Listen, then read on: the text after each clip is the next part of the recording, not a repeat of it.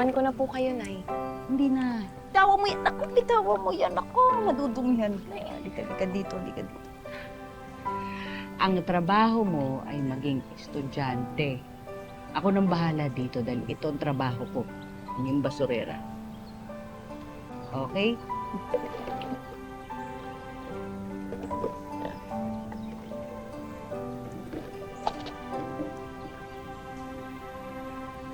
Nay, hayaan niyo. Matapos ako ng pag-aaral, hindi ka nahawak ng basura. Okay. Magpapasalamat ako sa Diyos dahil napakasipag mo mag-aral. Baho. Ano ba yan? Mates ko. Ano? Ang baho! Ano ba yan? Paharang-harang sa daan ng mga basura mo. Kaya tayo pinupugad ng mga daga, ipis, at mga langaw dahil dyan sa mga basura mo, Onyang. Sabel, pasensya na. Pinagpipilian lang para maibenta pa. Walang galang, Aling Sabel, Lota. Si Nanay ang dahilan kung bakit malinis ang barangay natin. Simula nang tinanggalan ng munisipyo yung budget ng mga truck ng basura, nangongolekta dati. Ay, sorry. Nakaharang eh.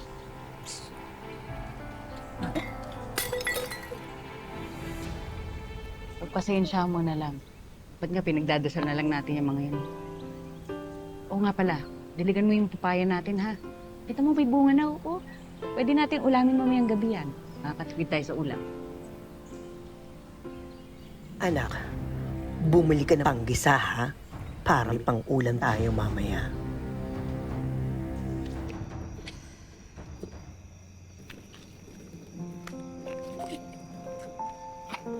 Urok mo na lang.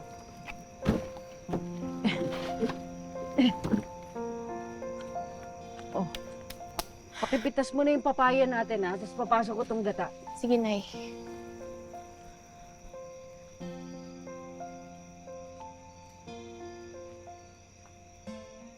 Nay! Nay! Wala na po yung bunga dito ng papaya. Maliit na lang yun nandito.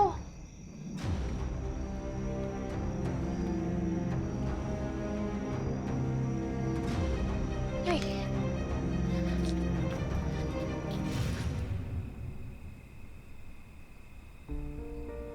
Uy, ginisang papaya!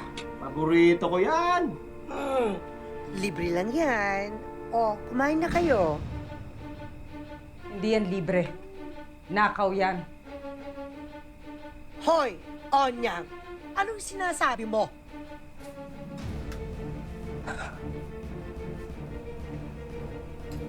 Hindi ba totoo? Yung papaya na kakainin ninyo, galing yan sa puno na nakatanim sa loob ng bakuran natin. Huwag mo pagmamalakihan. Oo, ang puno nasa tapat ng bahay mo. Pero ang bunga nasa tapat ng bahay ko. Eh, dapat lang naman makinabang kami sa papaya. Magsialis kayo! Layas! Huwag kayong babalik dito! Ang kapal na mukha nyo! Nay, dapat hindi kayo pumapayag na tinatrato kayo ng ganun. Hayaan mo sila. Papasadyos ko na sila. Naniniwala ako ng mga taong ganyang kasasama. Parang basura rin yan. Kung anong tinapon nila, bumabalik din yun sa kanila.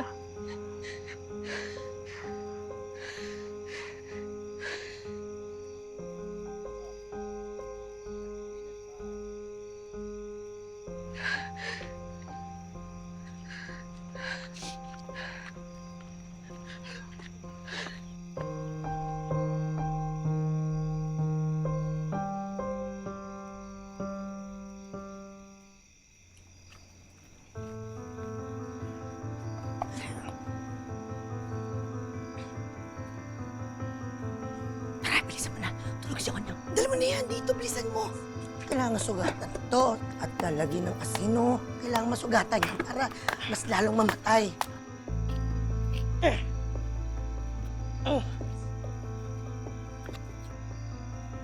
Parang may hukay pa yata ako. Ha? Ano ito? Ano yan? Sandali, kamaingay.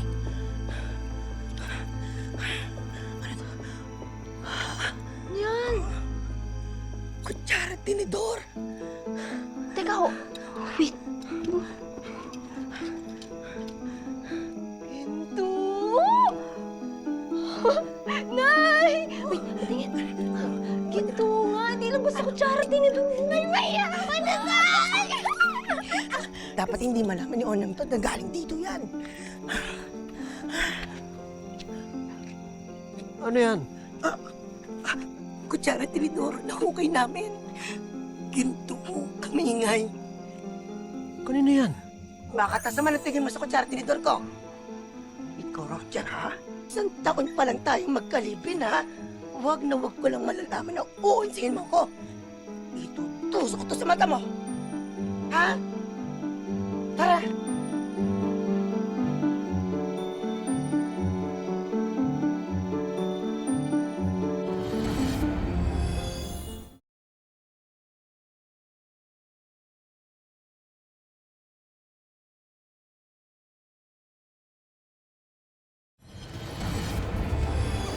Oh, mga kapitbahay, pumunta kayo lahat dito at may sasabihin ako importante.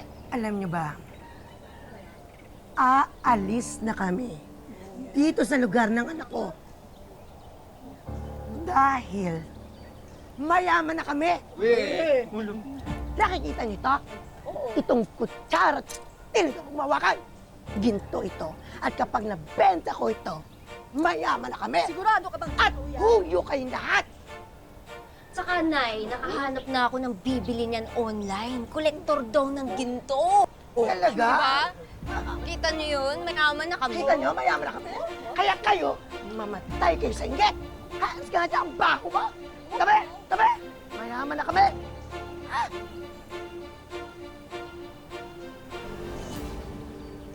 Ganun, Nay. Sino pa masasamang ugali sila pa yung sinaswerte? Dapat matuwa na lang tayo sa swerte ng ibang tao. Kasi yun ang binigyan ng Diyos sa kanila. Diba?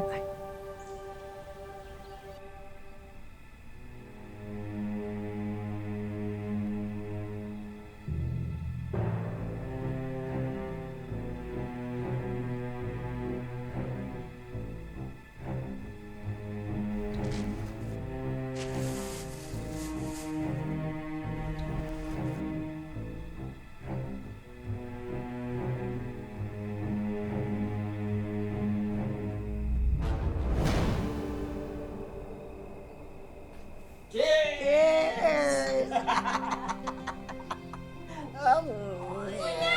Kaya ko yan.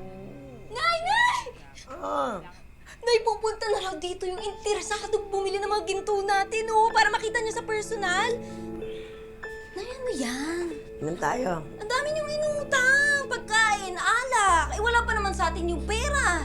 Yan na naman, iuutang na naman kayo ng uutang. At saka, Kahit ano, kaya kong utangin. Kaya tara, mag-celebrate tayo. Inom tayo. Upo ka dito. Inom tayo. Cheers! Cheers! Inom tayo. Roger. Mahal. Mm. Saan mo ba tinago yung mga ginto? Oh, siyempre, ako lang nakakaalam nun. Hindi nyo makikita yon. gusto ko bagong sale. Basta ako, gusto kong magkaroon ng magandang bahay. Gusto ko motor. Pero big bike. Oh. Kuha lang ako, ha? Cheers! Cheers! Anak, inom tayo. Ayun, dami ko kayo. Hindi naman ako umiinom. Sige na, sumama na ako. Uy! Uy! Dami kong pera. Nakabahay ako.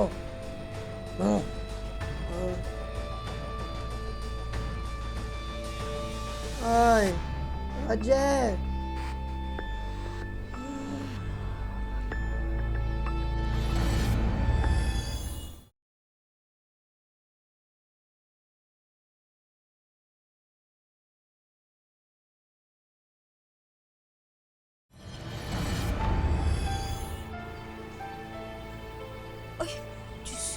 ba naman dito ang kalang? Ano ka naman yan?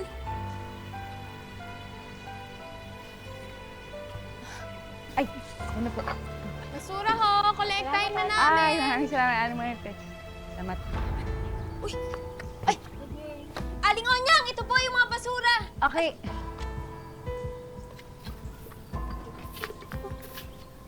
Ano mo na?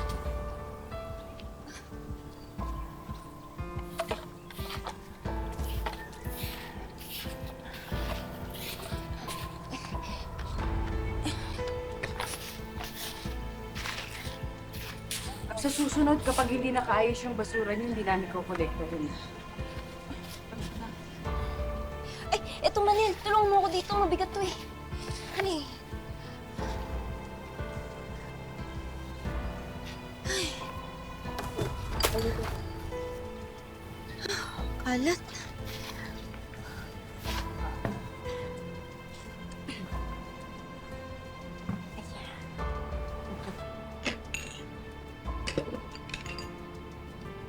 Anong oras na ba? Tanghali na po, mahal na Reyna. Ba't ka naglilinis? Eh, sino po pong maglilinis? Kundi ako. Yan. Ayun na. Pagbukat. Wala na ata. Nasaan na naman ito?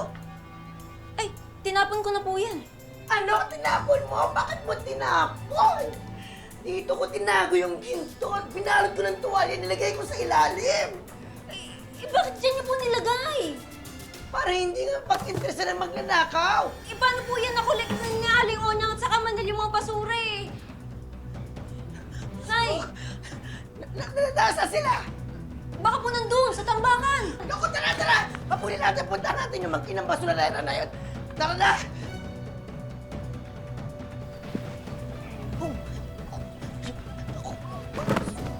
Kuya.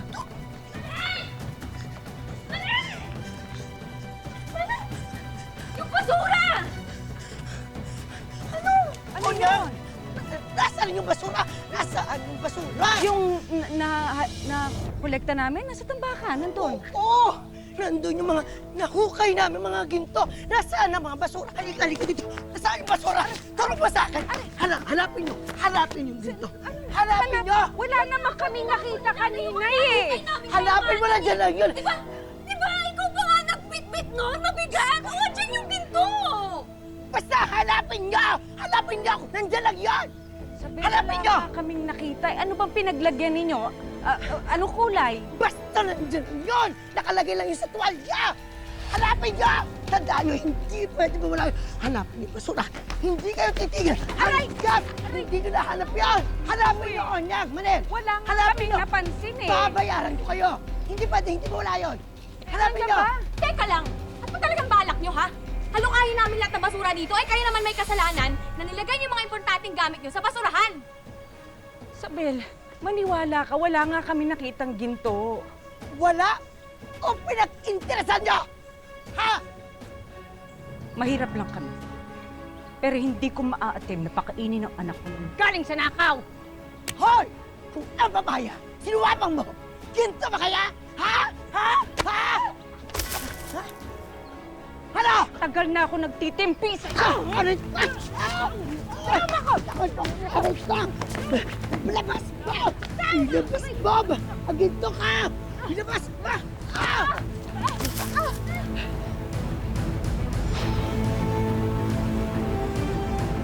Kung hindi mo mahahanap ang ginto ko, papatay kita!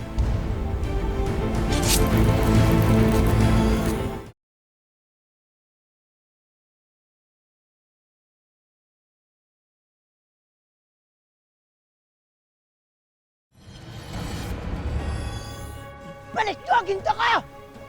Hoy! Hoy! Hoy! Hoy! Sabel! Sabel! Sabel! Nakita namin ang pangyayari, ha? Kayo nag-umpisa ng bulsa mag-ina. Kuya Barangay! Patulong kami! Nandiyan sa barangay Tomato! Dali! Talon! Sila po, silang mag-ina. Ito, Tomato! Sila ba? Oo, yan. Ito. Bitawan niyo ako! Bitawan niyo ako! Bitawan niyo ako! Kayo! Magkakasabot Ilabas niyo ang ginto ko! Bitawan niyo ako! Sa barangay magpaliwanag! Ilabas niyo ang ginto ko!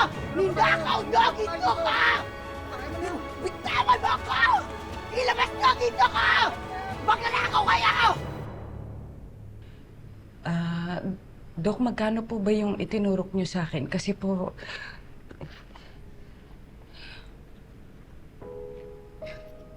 Ito lang po kasi yung dala ko.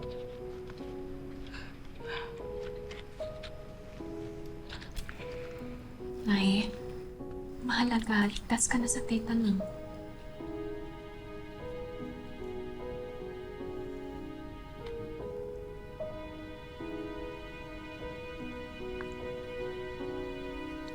Huwag na ho kayong alala. Libre na ho ito. Ilalapit ko na rin ho kayo sa pinakamalapit na hospital ng bayan, sa social service, para wala na ho kayong bayaran.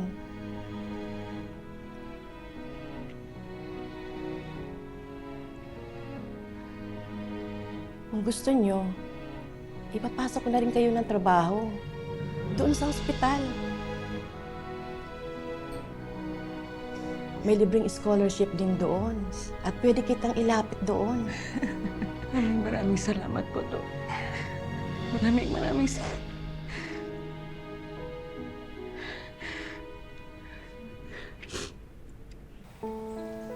Oras na continue ulit sila, ako na mismo magpapakulong sa inyo. Huwag niyo pong pag-initan yung mga taong nagpapanatiling malinis sa barangay natin. Ay, hindi ka na. Baka diretso ka pa sa kulungan. Tara na, tara na.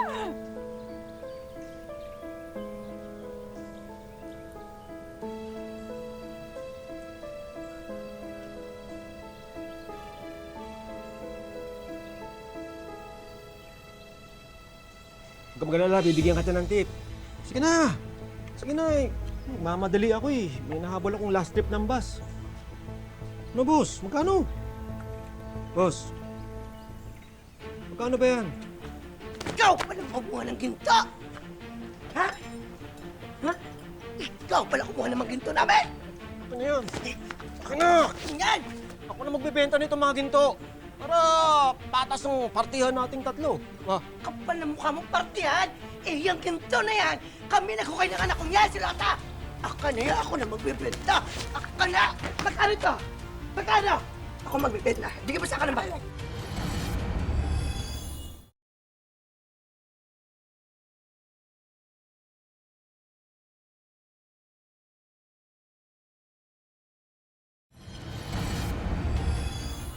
Magkano?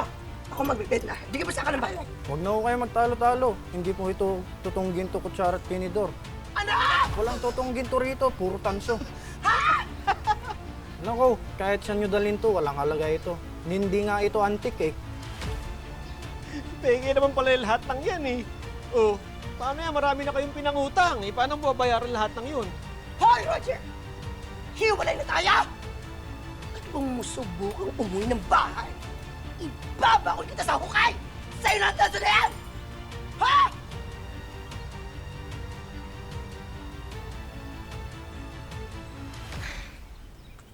Ito na po ang simula ng bago nating buhay, Nay. Salamat din po sa bagong trabaho niyo sa ospital. Makakalipat na tayo ng mas maayos na tirahan. Napakabuti talaga ng Diyos, no? At nabiyayaan tayong mga maliliit. Napakaswerte pa rin talaga natin. No?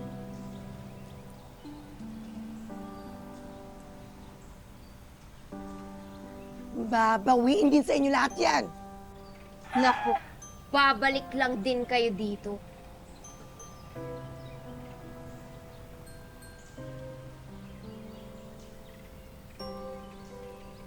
Kahit saan kami mapadpad mag-ina, basta't magkasama kaming dalawa, okay lang kami. Ang importante ay hindi kami maging katulad ninyong dalawa na walang ginawa kundi manghamak ng tao. Pagdarasal ko na lang kayong dalawa. At huwag kayong mag-alala, hindi naman kami babalik dito eh. At itong papaya na to, sa inyo na lang.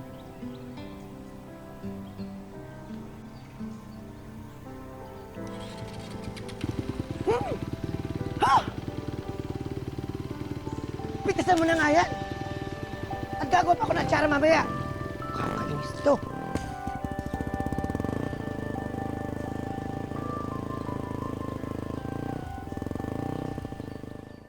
Nang dahil sa pera, may mga taong katulad ni Isabel na handang itapo na parang basura ang pagpapahalaga nila sa kapwa. Sana ay tularan po natin si Onyang na sa kabila ng paghihikahos ay piniling maging mabuting tao. Tandaan natin na hindi madadala sa hukay ang pera. Pero maalala tayo ng lahat para sa kabutihang nagawa natin sa iba. Totoo ang kasabihang may pera sa basura.